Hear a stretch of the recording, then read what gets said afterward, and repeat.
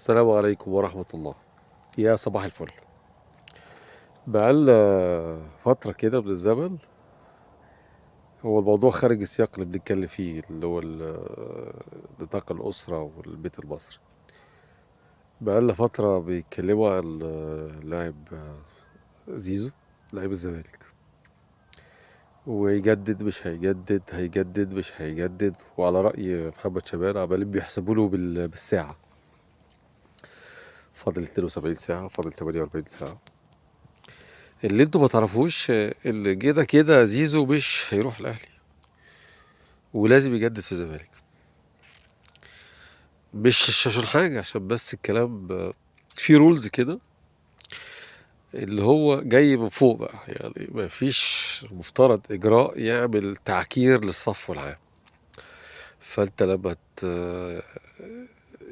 يا نادي اهلي او نادي زمالك يتخذ اجراء مع لاعب بشأنه يعمل بلبلة او مشكلة او لغط كتير في الرياضة واحتقان وكده، لا هتلاقي الامور هنا يعني في ناس على قدر المسؤولية. يعني كابتن محمود الخطيب مش راجل دولة في الاساس، فعارف انه استحالة هيروح في حاجة زي كده. وخلي بالكم لما خد امام عاشور، امام كان جاي من ميتلاند، يعني مش جاي من الزمالك.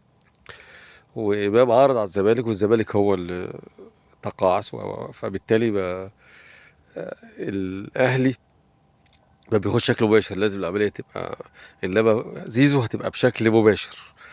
ولا الكابتن محمود الخطيب ولا الكابتن حسين لبيب عندهم استعداد تحصل مشكله زي كده خالص. فاحنا عارفين، انا عن نفسي عارف من فتره كده يعني استحاله ده هيحصل، يعني استحاله زيزو هيروح الاهلي.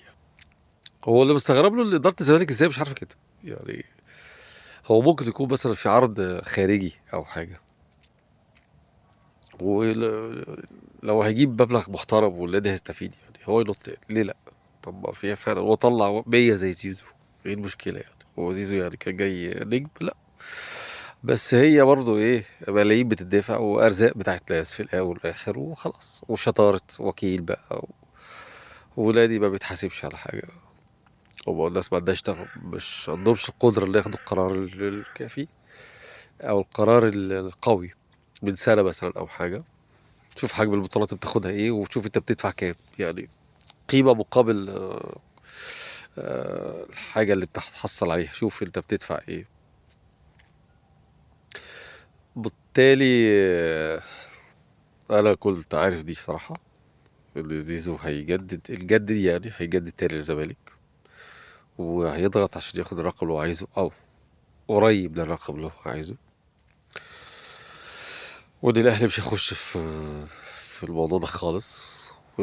في كلام كتير بيتزج كده في النص، بس طبعا الاعلام يعني بيساهم زي ما كل الاعلام ده بيسمسر مع الوكلاء. يعني زي ما يكون الوكيل بيكلم صفحات معينة، او اصل خلي بالكوا هي في الاول والاخر فلوس.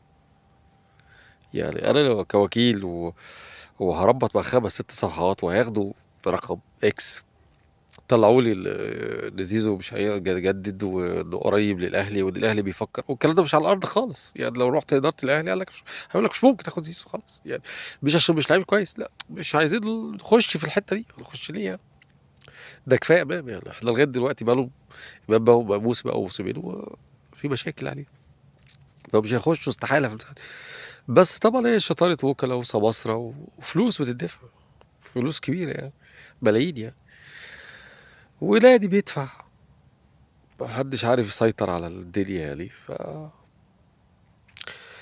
صراحة يعني مشجعين الزمالك دول اللي واحد منهم يعني ليهم ربنا، يعني صراحة يعني يستحملوا فكر زي كده وإدارة فكرها كده. ولما بيجي لها تهديد بقى النجم بتاعك هيتاخد، مش قد اتخاذ القرار. يعني خلاص ايه المشكلة؟ يعني لو النجم فعلا عايز يطلع خلاص ايه المشكلة؟ وبقيمته يعني، والنادي هيستفيد. ما انا مش هجبر اللعيب برضه، انما خوف من الجماهير بقى او ناس عايزة تقعد على الكراسي، ما اعرفش. كابتن حسين لبيب مع احترامي الكامل ليه، بس محتاج يعني يكون شخصيته اقوى من كده شويه. صباحكم زي الفل.